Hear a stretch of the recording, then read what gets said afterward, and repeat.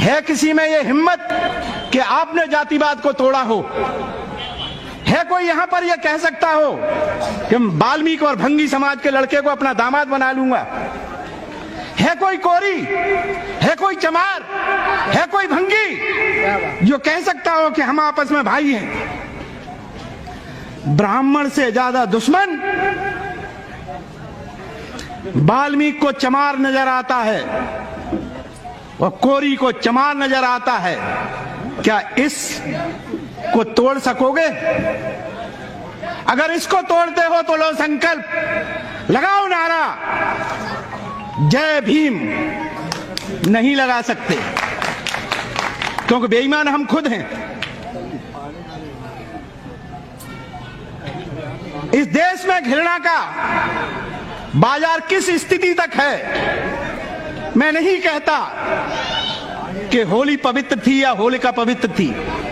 मैं मानता हूं, तुमने देखा होगा, तुम्हारे ग्रंथों में लिखा है कि होलिका एक गलत औरत थी।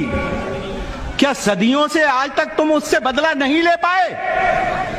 आज भी नारी होली को जला करके कहती है मैंने अपनी बहन को जला दिया है, बहुत अच्छा पवित्र काम किया है। शर्म आनी चाहिए इस देश की उन नारियों को जो अपनी बहन को जला करके कहती हैं कि मैंने ये पर्व मनाया है।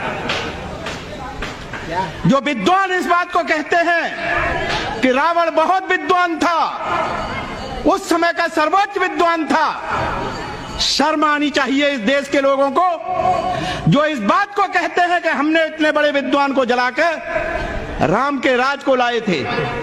ठीक यही काम डॉक्टर अंबेडकर और उनकी सोच को जलाकर लोग बाग उसी व्यवस्था को लाना चाहते हैं। विद्वता की इस देश में कभी भी कोई कीमत नहीं रही है। यहाँ चोर, बेईमान या ये कहिए का सामाजिक तत्वों के नाम से धर्म बनाए गए, त्योहार बनाए गए, त्योहार गढ़े गए। यहाँ चोर और जुएबाज लोग बाग त्योहारों को मनाते हैं, उनके त्योहार माने जाते हैं। और तुम जो सबसे कमेरा वर्ग, इस देश का मजदूर और किसान जो सबसे ज्यादा जातियों में बटा हुआ है, उस समाज से पूछिए। आज किसान कहता है कि हम आत्महत्या करते हैं। किसने कहा था किसान से कि वोट देना जाति के नाम पर? जो खेल यहां इस देश में खेला गया, हमने 4-5 परिवारों को देखा है। उनके घर के नौनिहालों को जब 2 अप्रैल को मारा गया था, हो सकता है आप लोग सोचते हो कि हमने बहुत अच्छी अपनी शक्ति का प्रदर्शन किया था। ये तुम्हारा भ्रम है। अभी भी आप झूठ पर खेल रहे हो। जो अनटचेबिलिटी एक्ट के तहत न्याय किया गया था, वो न्याय नहीं था, वो प्रायोजिक व्यवस्था थी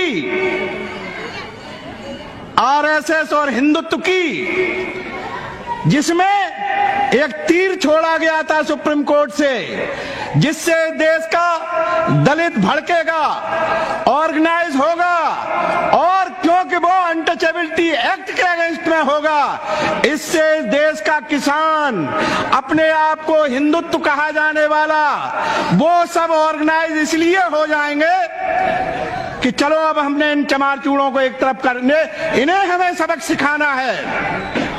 इसलिए पूरा हिंदुत्व एक हुआ और 1900 के चुनाव में 19 के चुनाव में इसी आधार पर आपको कुचलने के लिए इस देश ने हिंदूवादी शक्तियों को मजबूत किया, जिसका परिणाम आज आप देख रहे हैं। आज हम तो मजदूर, अपने आप में पीड़ित और प्रताड़ित समाज के लोग, हम अपने मान सम्मान की अभी कीमत नहीं समझते हैं। अब तो हमने अंगड़ाई लेना शुरू किया है।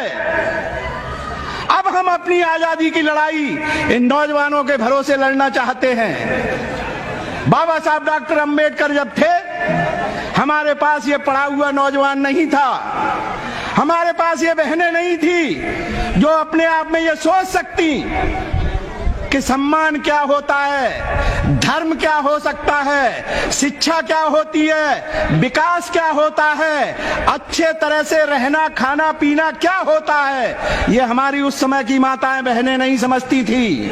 आज हम ये जान गए हैं कि आजादी का अर्थ क्या होता है।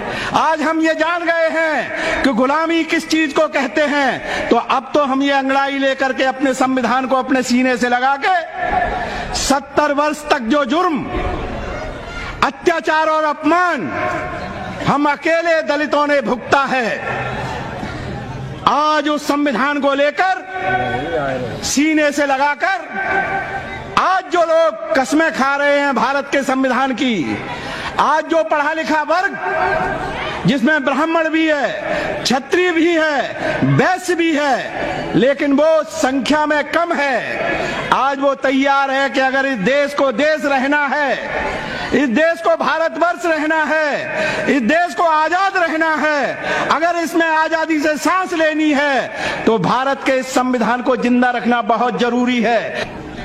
आज हम सुप्रीम कोर्ट से उम्मीद रखते हैं कि वह संविधान की रक्षा के लिए आगे आए। आज 4 जज सुप्रीम कोर्ट के कहते हैं कि इस देश का संविधान खतरे में है। उस पर कोई चर्चा क्यों नहीं होती, उस पर कोई मंथन क्यों नहीं होता? तो आम नागरिक तो सुन के कहेगा ही कि जरूर हमारे देश का संविधान खतरे में है।